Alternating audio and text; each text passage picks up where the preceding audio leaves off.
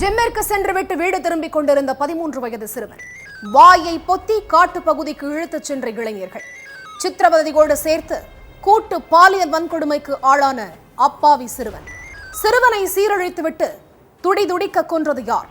பிடிபட்ட இளைஞர் சொன்ன அதிர்ச்சி வாக்குமூலம் என்ன?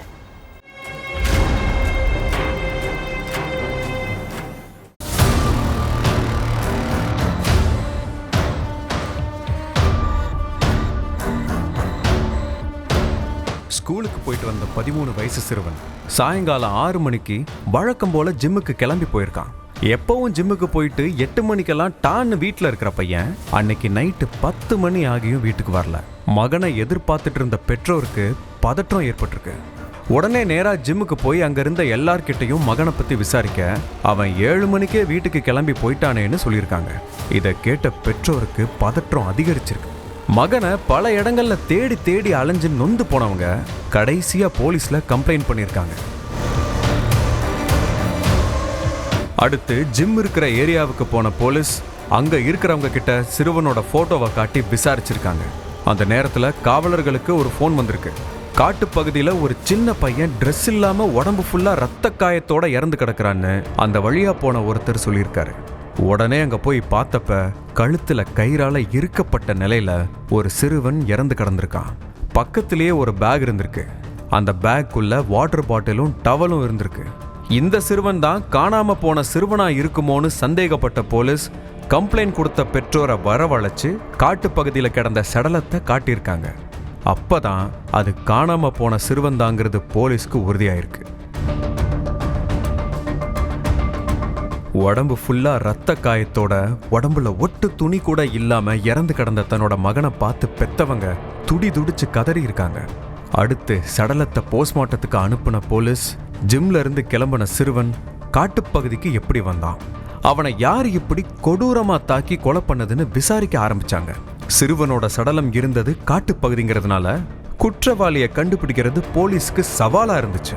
ஜிம்முக்கு பக்கத்துல இருக்கிற காட்டுப்பகுதிக்கு வரக்கூடிய ரூட்ல 5 கிலோமீட்டர் சரௌண்டிங்ல உள்ள 100க்கும் மேற்பட்ட சிசிடிவி கேமராக்களை செக் பண்ணியிருக்காங்க.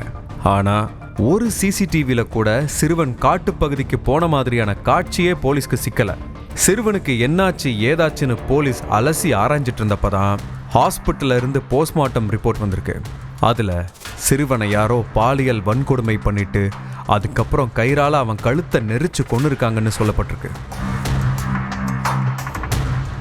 இதுக்கு நடுவுல போலீஸ் ஸ்டேஷன் வாசல்ல இளைஞன் ஒருத்தன் திருன்னு முழிச்சிட்டு பயத்தோடையும் பதற்றத்தோடையும் நின்றுட்டு இருந்திருக்கான். அதை கவனிச்ச காவலர்கள், என்னப்பா எதுக்கு இங்க நிக்கிற, என்ன விஷயம்னு கேட்டிருக்காங்க. அதுக்கு அவன், என் பேரு ஹுசைனி சார், என்னை அரெஸ்ட் பண்ணி ஜெயில போடுங்கன்னு சொல்லி அழுதுருக்கான். உன்னை எதுக்குப்பா நாங்க அரெஸ்ட் பண்ணணும், நீ என்ன தப்பு பண்ணன்னு போலீஸ் கேட்க, அப்பதான் நானும் என் ஃப்ரெண்டு அசாரும் சேர்ந்து ஒரு சிறுவனை பாலியல் வன்கொடுமை செஞ்சு கொன்னுட்டோம் சார்னு சொல்லி அதிர வச்சிருக்கான். உத்தரப்பிரதேச மாநிலம் கான்பூரை சேர்ந்த ஹுசைனியையும் அசாரையும் ஏதேதோ காரணங்களை சொல்லி அவங்களோட மனைவிகள் தள்ளி வச்சதா சொல்லப்படுது. ஹுசைனியும் அசாரும் க்ளோஸ் ஃப்ரெண்ட்ஸுங்கிறதுனால ஒரு நாள் சாயங்காலம் ரோட்டோரமா நின்று இதை பத்தி பேசிட்டு இருந்திருக்காங்க. என் மனைவி என்னைய கிட்டையே விட மாட்டேங்கிறான்னு ஹுசைனி சொல்ல, அதே மாதிரி தாண்டா என் மனைவியும் தாம்பத்தியத்துக்கு பிரேக் போட்டிருக்கான்னு அசாரும் புலம்பியிருக்கான். இப்படியே 2 பேரும் பேசிட்டு இருந்தப்பதான் ஜிம்ல இருந்து 13 வயசு சிறுவன் வீட்டுக்கு போயிட்டு இருந்திருக்கான். சிறுவன் தனியா போறத பார்த்த ஹுசைனியும் அசாரும் சேர்ந்து சிறுவனை காட்டு பகுதிக்கு கூட்டிட்டு போய் 2 பேரும் மாறி மாறி பாலியல் வன்கொடுமை செஞ்சிருக்காங்க. அதுக்கப்புறம் கீழே கடந்த கைத்தாலையே சிறுவனோட கழுத்தை நெரிச்சு துடிக்க துடிக்க கொன்னுட்டு அங்கிருந்து தப்பிச்சு ஓடி இருக்காங்க. போலீஸ் எப்படியும் நம்மளை கண்டுபிடிச்சிருவாங்க, அவங்களா கண்டுபிடிக்கிறதுக்கு முன்னாடி நாமளே போய் சரணடைஞ்சிருவோன்னு நினைச்சு ஹுசைனி போலீஸ் கிட்ட சரணடைஞ்சிருக்கான். விசாரணைக்கு அப்புறம் ஹுசைனியை அரெஸ்ட் பண்ண போலீஸ் தலைமறைவா இருக்கிற அசாரை தேடிக்கிட்டு இருக்காங்க.